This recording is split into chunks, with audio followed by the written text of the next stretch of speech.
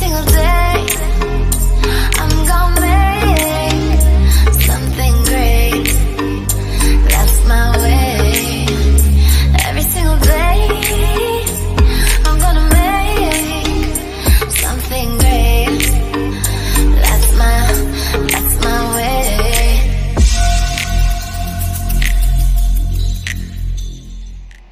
Bonjour tout le monde. Alors aujourd'hui je vais vous montrer comment faire mes petits pois façon algérienne. Donc là j'ai mis d'huile dans la cocotte, voilà, qui est en train de chauffer. J'ai mixé de la tomate avec de l'oignon.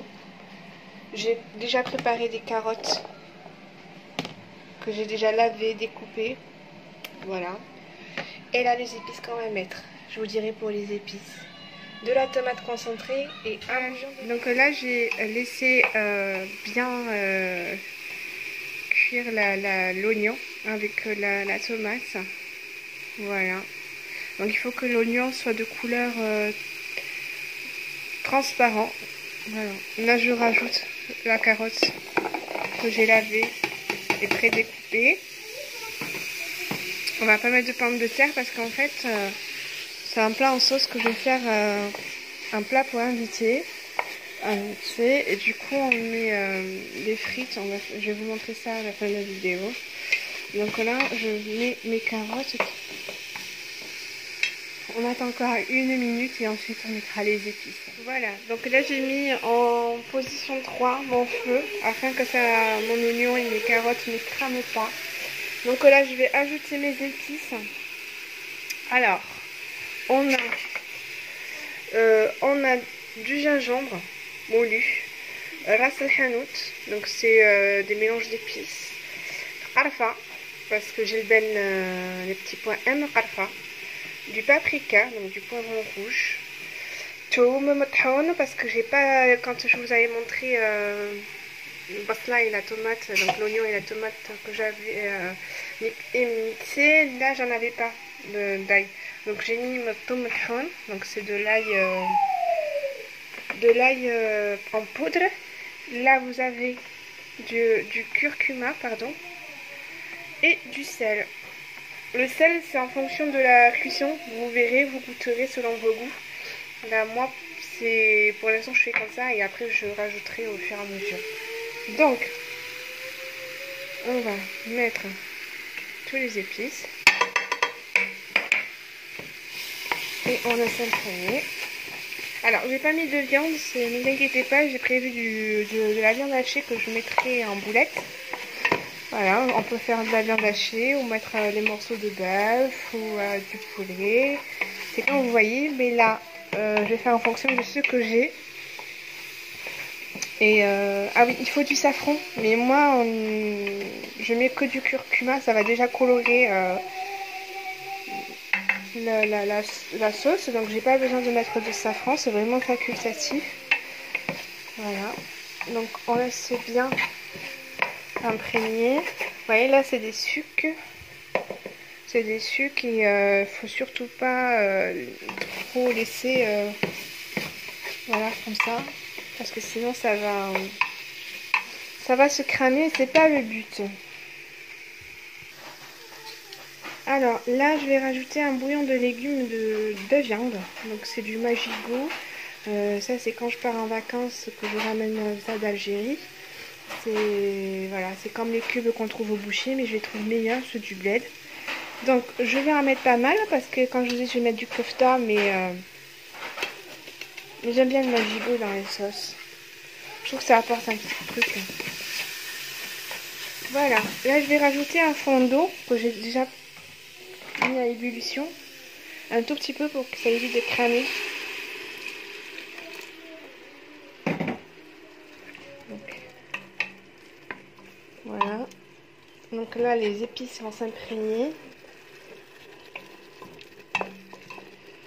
et du coup ça va donner un goût meilleur. Il faut pas, comment vous dire, lancer la cuisson dès le départ, c'est-à-dire vous découpez votre oignon, vous mettez les épices directement Et vous mettez de l'eau avec tout ce que vous voulez, soit ça peut être n'importe quel plat. Hein. Moi je vous dis aujourd'hui on va faire petit point, mais demain ça peut être l'oubia baïda, donc les haricots blancs ou bien les haricots verts tout simplement.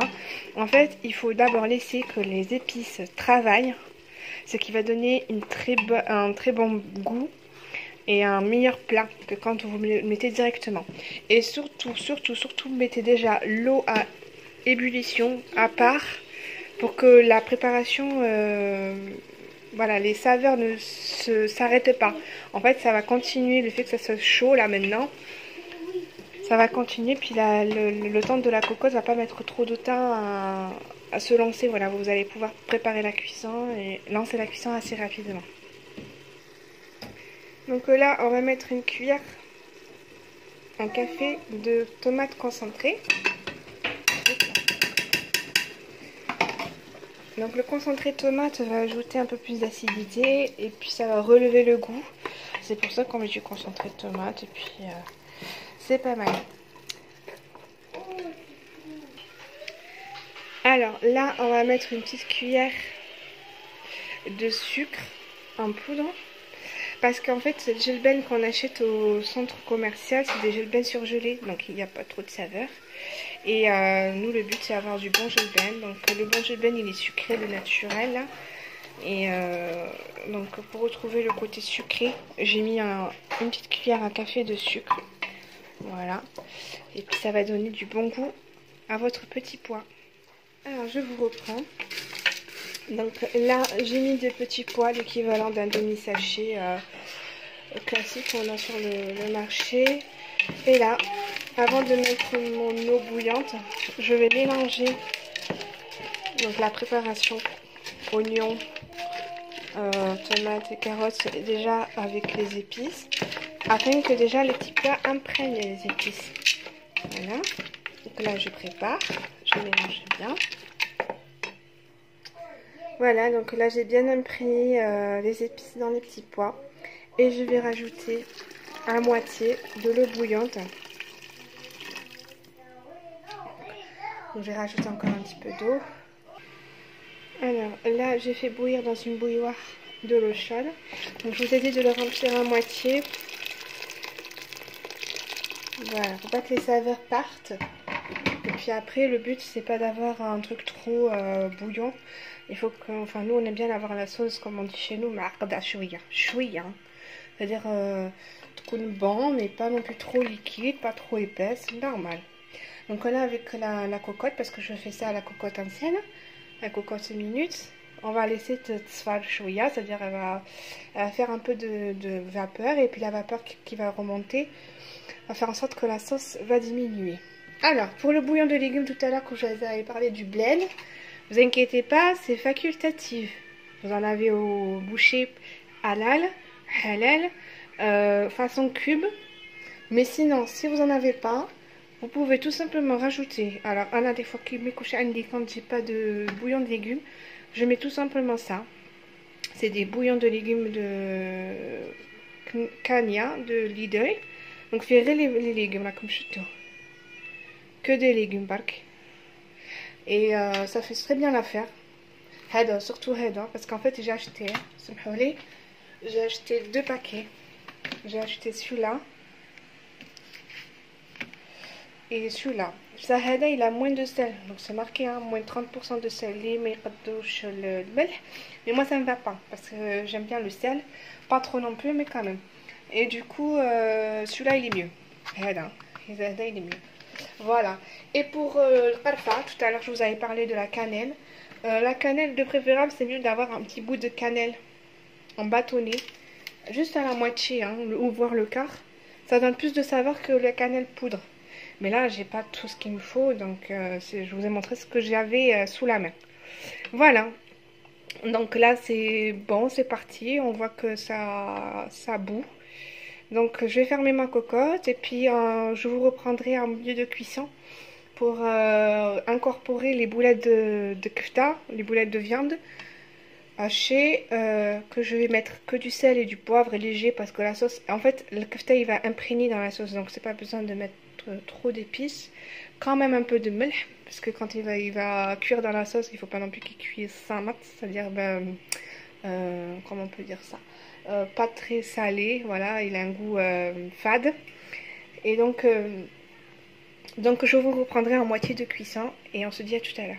Alors je vous reprends comme je vous ai dit pour insérer les kefta, donc les boulettes de viande, dans le jülben. Donc là on est déjà à moitié de cuisson.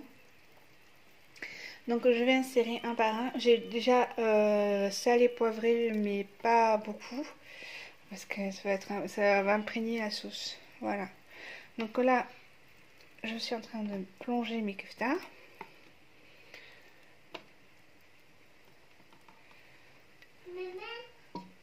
Voilà.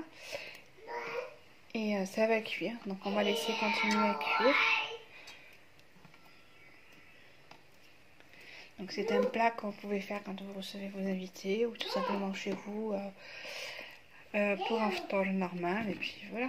Donc on remet à siffler la cocotte et puis je vous reprends pour le résultat final. À tout à l'heure.